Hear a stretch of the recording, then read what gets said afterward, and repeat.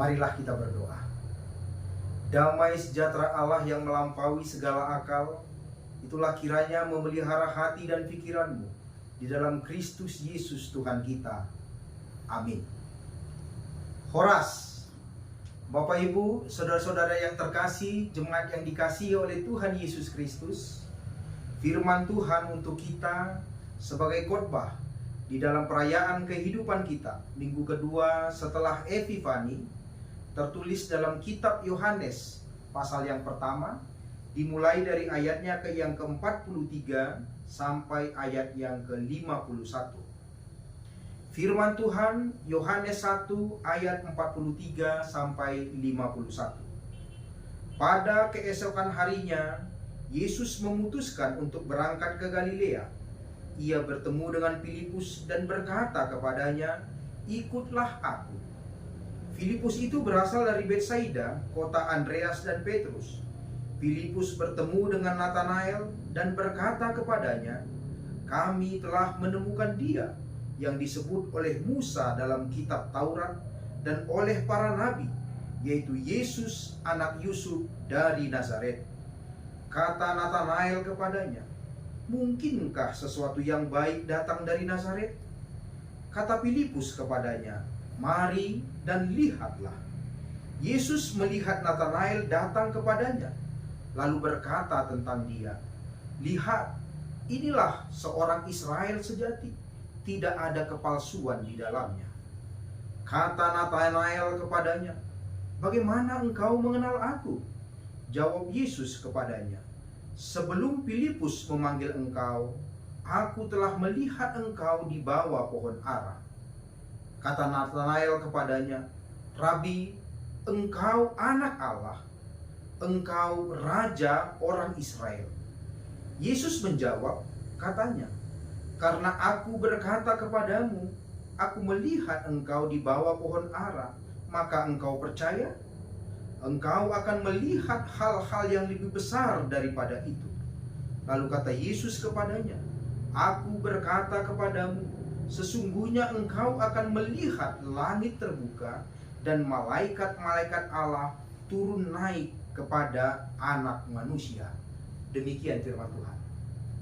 Bapak Ibu, saudara-saudara yang dikasihi oleh Tuhan Yesus Kristus, hari ini secara khusus di dalam gereja kita HKBP, kita akan menggumuli firman Tuhan ini di bawah terang tema Yesus adalah anak Allah dan Raja. Nah, tentu saja kita sudah membaca dan mendengarkan firman Tuhan tadi.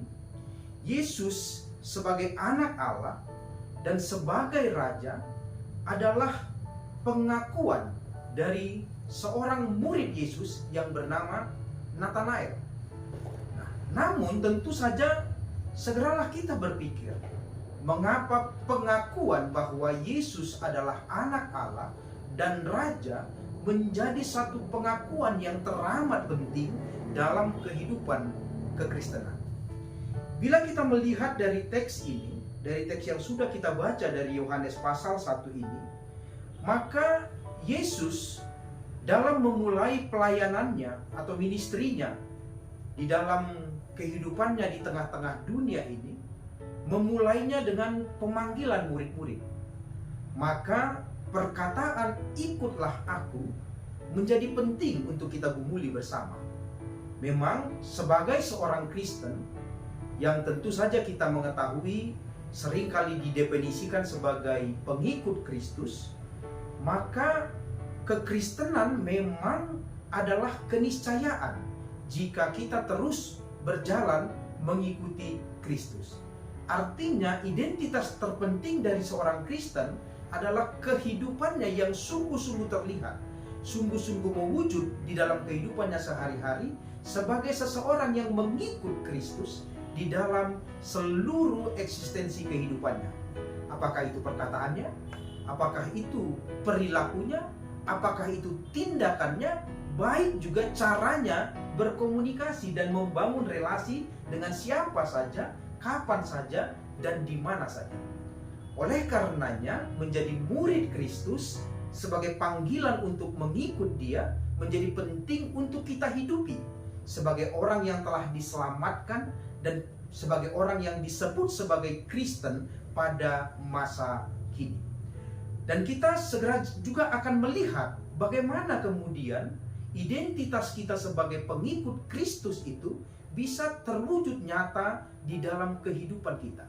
Maka firman ini mengajarkan kita ada hal yang penting yang sesungguhnya harus kita mulai dari diri kita sendiri, dan sekaligus juga cara kita untuk semakin bisa menghidupi panggilan kita sebagai seorang pengikut Kristus. Di dalam teks ini sendiri, kata penting yang harus kita sama-sama bisa hidupi adalah kata lihat. Segera setelah Yesus berkata kepada Filipus untuk mengikut dia, maka Filipus pada akhirnya mencerminkan kehidupan dari seorang pengikut, yaitu ia mengajak setiap orang untuk datang lebih dekat kepada Tuhan Yesus. Dan itu dibuktikan dari firman ini, di mana kata yang terpenting yang harus kita pahami adalah kata lihat. Ada 5 kali atau 6 kali kata lihat yang ditunjukkan di dalam teks ini. Dan itu menunjukkan bahwa kata itu sangat penting untuk dipahami sebagai seorang Kristen di tengah-tengah dunia ini. Kata lihat yang dimaksud tentu saja bukan hanya sekedar kita melihat atau memandang atau mengetahui. Tetapi kata melihat adalah cara kita untuk mendekati, untuk memahami, bahkan untuk mengerti apa sesuatu yang kita perhatikan, objek yang bisa kita temukan atau yang akan kita lihat di dalam kehidupan kita. Oleh karenanya, menjadi Kristen adalah persoalan kemauan kita untuk semakin dekat, melihat, memperhatikan dengan seksama, kemudian mengerti, memahami, dan menghidupinya. Nah, persoalan yang terutama sebetulnya yang ada di dalam teks ini adalah Nathanael telah memiliki satu pemikiran atau satu pemahaman yang terikat di dalam kehidupannya tentang kemesiasan yang hadir di tengah bangsa Israel yang memang sudah sangat lama dirindukan oleh orang Israel. Itulah sebabnya ketika Filipus mengatakan bahwa mereka telah menemukan Mesias yang dijanjikan oleh Musa, yang dijanjikan oleh kitab para nabi, maka segeralah muncul keheranan dalam diri Nathanael. Sehingga ia bertanya, mungkinkah sesuatu yang baik datang dari Galilea? Karena menurut pemahaman mereka, Galilea tidak memenuhi syarat sebagai tempat kedatangan Mesias yang mereka rindukan untuk menyelamatkan bangsa Israel. Mesias yang mereka rindukan yang akan memerdekakan Israel dari segala bentuk penindasan, segala bentuk keterikatan, segala bentuk penjajahan, atau segala bentuk yang membuat mereka tidak menjadi orang yang merdeka. Menurut pemahaman Nathanael, maka itu tidak mungkin di dalam diri Yesus kemesiasan itu terwujud. Oleh karenanya, pemahaman kita yang tidak sempurna, yang bahkan seringkali kita pertahankan di dalam kehidupan kita, sesungguhnya menghambat kita untuk mengenali kekristusan yang nyata telah hadir di dalam diri kita, di dalam dunia ini, di dalam seluruh persoalan kehidupan kita, karena kita memiliki paradigma, sikap, ataupun pemahaman yang sudah tertanam di dalam kehidupan kita di masa lalu. Dan itu yang dipahami oleh Nathanael melalui teks ini. Itulah sebabnya Yesus memberikan satu kata kunci kepada Nathanael untuk mengingatkan dia bahwa sesungguhnya paradigma yang lama itu harus ditinggalkan. Pemahaman kita yang keliru itu harus ditinggalkan. Pemahaman kita yang lama tentang siapa Yesus, siapa Kristus harus ditinggalkan, dan kita harus berani melangkah, mengambil langkah yang baru, yaitu melihat dan datang kepada Kristus untuk mengenali siapa Yesus sesungguhnya.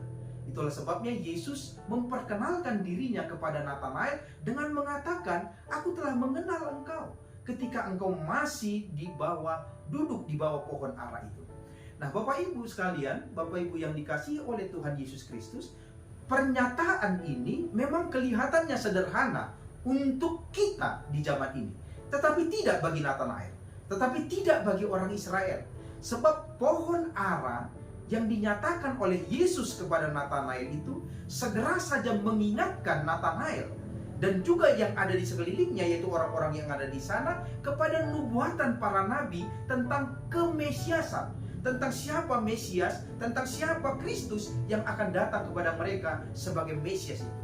Misalnya kalau kita merujuk kepada kitab Nabi Zakaria atau kitab Nabi Mika, maka duduk di bawah pohon ara atau di bawah pohon anggur itu adalah satu pekerjaan, satu nubuatan yang telah diberikan oleh Nabi Zakaria dan Nabi Mika misalnya tentang siapa Mesias yang akan datang untuk memerintah di tengah-tengah kehidupan orang Israel.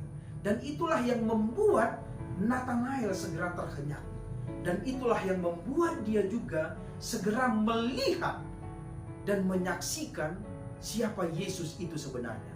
Itulah sebabnya pengakuan dari Natanael yang bisa kita baca di ayat yang ke-49 itu, "Rabi, engkau anak Allah dan engkau adalah Raja," serta-merta mengikuti dan memenuhi kehidupan Natanael ketika ia diingatkan bahwa apa yang terjadi, apa yang telah dinubuatkan oleh para nabi sesungguhnya telah digenapi di dalam diri Yesus Kristus sebagai Mesias itu.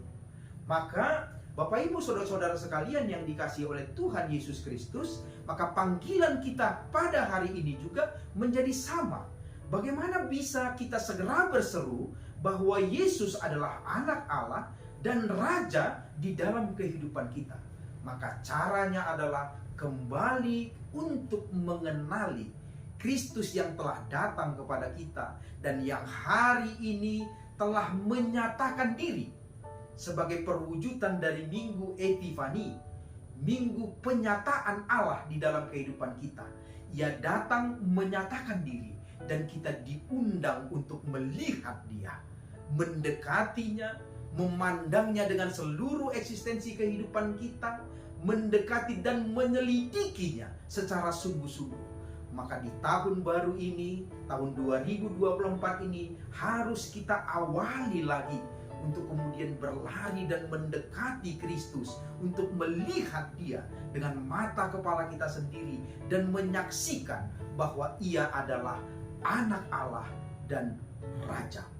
Pengakuan itulah yang akan kemudian terus memperkokoh identitas kita sebagai seorang Kristen. Dan ketika kita kokoh di dalam identitas itu, maka segala perjalanan yang akan kita hadapi, kita belum tahu kita akan berhadapan dengan apa saja sepanjang tahun 2024 ini. Tetapi keteguhan kita, kekokohan kita berdiri di dalam pengakuan bahwa Yesus adalah anak Allah dan Raja di dalam kehidupan kita, itulah yang akan memampukan kita berjalan menapaki langkah demi langkah di dalam kehidupan kita. Entah apapun tantangannya, apapun pergumulannya, apapun yang mengikat kita, apapun yang telah membuat kita tertekan, kita akan dibebaskan oleh pengakuan bahwa Yesus adalah anak Allah dan Raja. Oleh karenanya, selamat merayakan kehidupan di tahun 2024 dengan pengakuan iman yang sungguh-sungguh mengatakan di dalam kehidupan kita bahwa Yesus adalah anak Allah dan Raja di dalam kehidupan kita. Artinya kita akan terus melihat Dia yang berkarya di dalam kehidupan kita. Kita akan terus mendekati Dia, memahami Dia, sehingga kita betul-betul merasa nyaman di dalam perjalanan kehidupan kita sepanjang tahun 2024 ini. Itulah firman Tuhan yang kiranya dapat memberkati kita semua di dalam perjalanan kehidupan kita. Terima kasih, kita berdoa.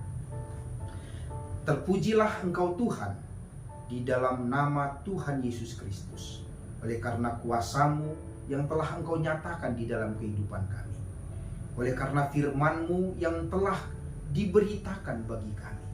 oleh karena firman-Mu yang telah mengingatkan dan menyadarkan kami kembali bahwa sebagai seorang pengikut Kristus, kami harus sungguh-sungguh datang untuk melihat lagi perjalanan kehidupan-Mu, segala sesuatu yang telah Engkau kerjakan, segala sesuatu yang telah Engkau nyatakan di dalam kehidupan kami, sehingga kami semakin memahami, semakin mengerti Engkau adalah anak Allah dan Raja di dalam kehidupan kami. Oleh karenanya biarlah firman-Mu yang telah diberitakan hari ini, itulah kekuatan kami di dalam menjalani hari-hari kami, di dalam perjalanan kehidupan yang masih Engkau berikan bagi kami sepanjang tahun 2024 ini. Kiranya semua kami terberkati oleh karena Tuhan, dan kami pun pada akhirnya bisa menjadi berkat di tengah-tengah dunia ini oleh karena pernyataan iman kami bahwa Yesus adalah anak Allah dan Raja di dalam kehidupan kami. Di dalam nama Tuhan Yesus Kristus kami berdoa. Amin.